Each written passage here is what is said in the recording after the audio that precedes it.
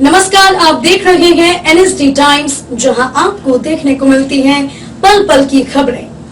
मैं अंजलि हाजिर हूं आपके सामने इस खबर के साथ।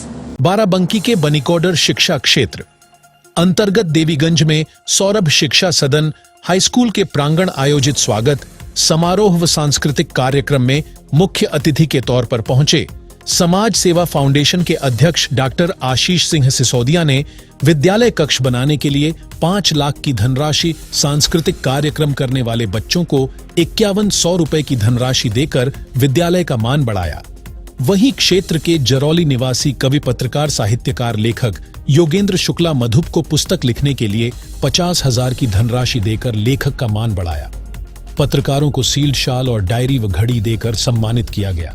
इस दौरान वरिष्ठ पत्रकार, प्रेस क्लब अध्यक्ष राम बाबू, विकास पाठक, दीपांशु सिंह, श्रेयांश सिंह, सूरज, दीपक वर्मा, अवधेश वर्मा, भक्तिमान पांडेय, हथौंधा स्टेट राजा अविनाश सिंह, मिथिलेश आचार्य, हथौंधा प्रधान प्रतिनिधि मोहित सिंह, कवि दुष्यंत शुक्ला सिंह नादी, अवध पब्लिक स्कूल के प्रधानाचार्य दुर्गेश यादव, जय मां अम्बे शिक्षण संस्थान के प्रधानाचार्य राकेश वर्मा, अहिल्याबाई विद्यालय के प्रधानाचार्य राजकुमार पाल, समाज सेवी विवेकानंद शुक्ला, किसान नेता शांति भूषण, विद्यालय प्रबंधक जगदीश शुक्ला, विद्यालय के बच्चों सहित समस्त स्टाफ मौजूद रहे। देखे बाराबंकी से दीपक वर्मा की यह खास खबर। सम्मान समारोह में आकर हम सभी अपने आप को गौरवान्वित महसूस कर रहे हैं। समस्त क्षेत्रवासी और बच्चे, हम लोग इनके उज्जवल भविष्य की कामना करते हैं। बहुत अच्छा सांस्कृतिक कार्यक्रम बच्चों ने पेश किया।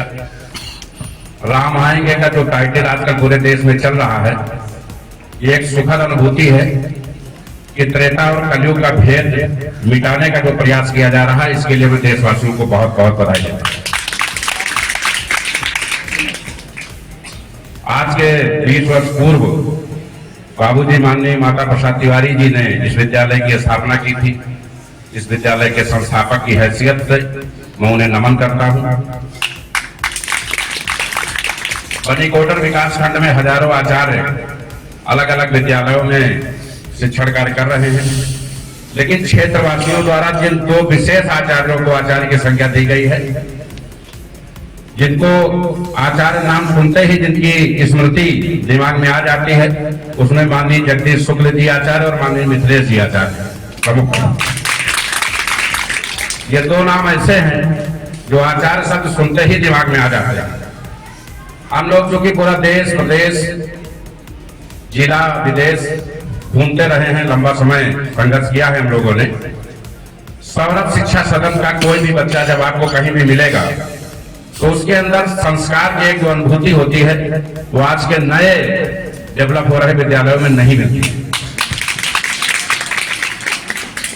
शिक्षा में व्यवसायीकरण चल रहा है, कंपटीशन का दौर है, लेकिन इस स्कूल का बच्चा किसी भी मोड में, सरकारी प्राइवेट शिक्षा में, पारिवारिक गृहस्थी में कहीं भी मिलेगा, लेकिन उसके अंदर एक ऐसे संस्कार मिलेंगे और स्कूल के प्रति इतने आदर की भावना मिलेगी। बहुत सारे स्कूलों से बच्चे निकल के आते हैं और स्कूल के प्रति उनका वो लगाव नहीं होता है, लेकिन ये सौभाग्य है इस स्कूल का और इस मिट्टी का कि इसकी गरिमा को लोग बढ़ाने के लिए निरंतर कार्य कर रहे हैं।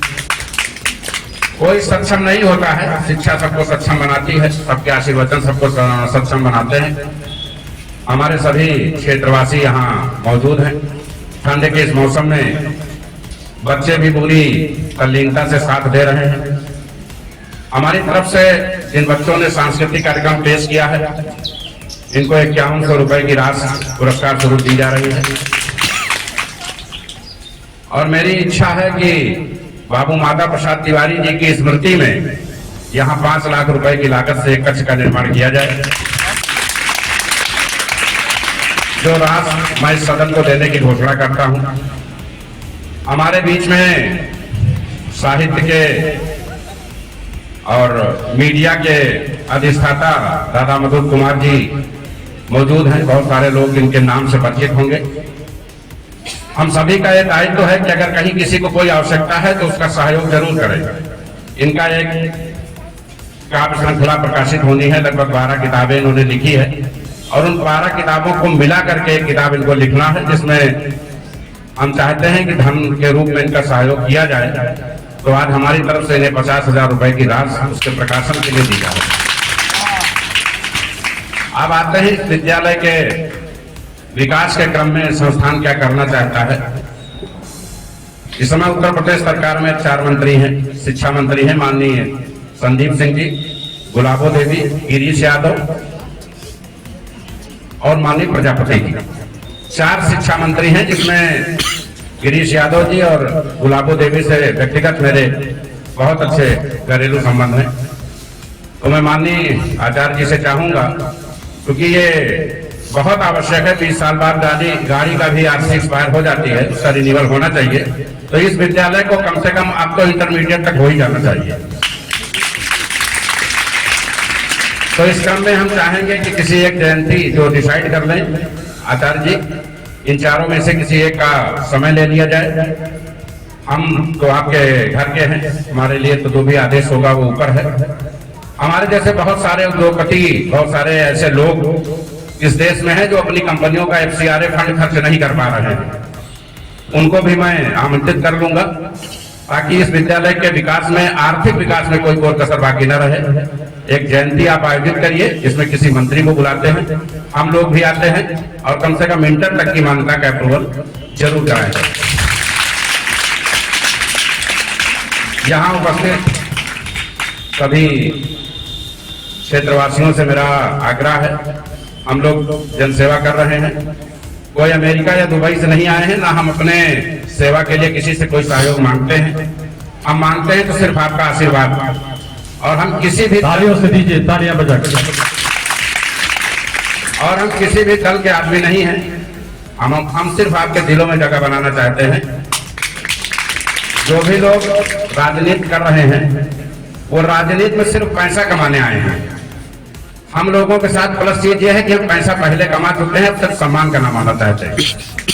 और जो बनीकोडर विकास खंड के प्रत्येक गांव में जा करके औसत एक दिन में 10-10, 12-12 कार्यक्रम लग रहे हैं, मैं इस बात की गारंटी देता हूं कि किसी जनप्रतिनिधि को ये नहीं पता है कि किस दिन कितने मेले हैं, कितनी भागवत है, कितनी रामायण है, वो आशीष सिसोदिया से पूछ ले। मैं सुबह से लेके 1 बजे रात तक दौड़ता हूँ, 10-12 कार्यक्रम एक दिन में, 5-5 मेले। अच्छा, जब मैं इस क्षेत्र में नहीं था तो मुझे नहीं पता चलता था कितने मेले भी लगते हैं, कितने लोग भागवत भी सुनते हैं, यदा कदा कभी सुना जाता था। तो लगातार कार्यक्रम प्रतिदिन हम लोग एक स्कूल या कोई मंदिर, 2-4 मेले, भागवत, कुछ मिट्टी, कुछ लोगों की बीमारी कहीं न कहीं उपलब्ध रहते हैं, क्षेत्र में ही रहते हैं। मैं लखनऊ से लगभग 8-8:30 बजे भिडरिया पहुंच जाता हूँ, रात 10-11 बजे 12 बजे यहाँ से मूव करता हूँ। मेरा डेली का क्रम है, मैं कभी दुनिया गुरु नहीं रुकता। तो जो ये 18 घंटे 20 घंटे की मेहनत हो रही है, हो सकता है भविष्य का उसका कोई मकसद हो, लेकिन अभी सिर्फ जनसेवा मकसद है। और लोग ये जानते हैं, जब जनता का आशीर्वाद और गांधी जी की कृपा होती है तो माननीय बंधन ज्यादा देर नहीं लगती। 40-50 अस्पताल प्राइवेट भी चल रहे होंगे। हमें जो सूची मिली वो 691 अस्पताल की मिली, 691 है। मैंने अपने निजी कोर्स से 2-2 व्हीलचेयर सबको दी। सभी 691 स्कूल अस्पतालों को 691 व्हीलचेयर मैंने दिए।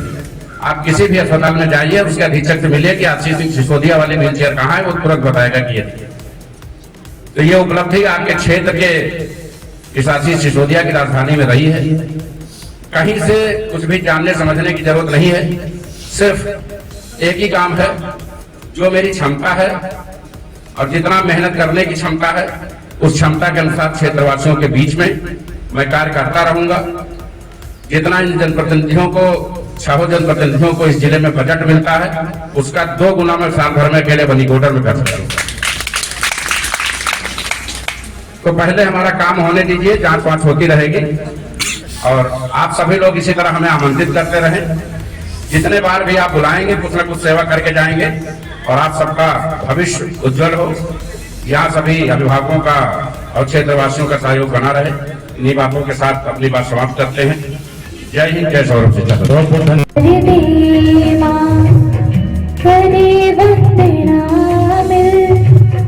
सदन के सुमन सब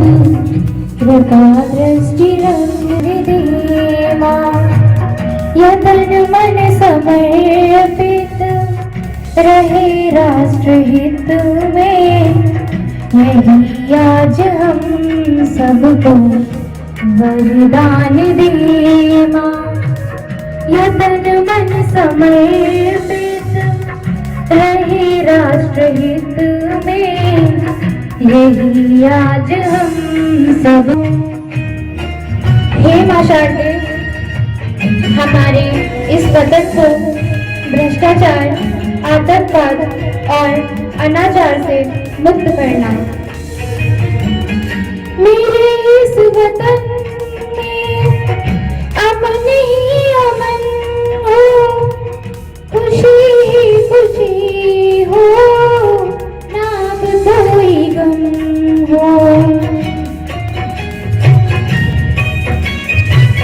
मेरे इस वतन में खुशी ही खुशी हो, ना अब कोई गम हो। भगत सिंह जैसी हो भक्ति हृदय। इस खबर में बस इतना ही। बने रहे एनएसडी टाइम्स के साथ। मिलते हैं अगली खबर के साथ। तब तक के लिए मुझे दीजिए इजाजत। अगर आप ये वीडियो फेसबुक पर देख रहे हैं तो हमारे पेज को फॉलो करें, और अगर आप ये वीडियो यूट्यूब पर देख रहे हैं तो हमारे चैनल को सब्सक्राइब करें, और आगे आने वाली वीडियोस को देखने के लिए नोटिफिकेशन के आइकन को प्रेस करें।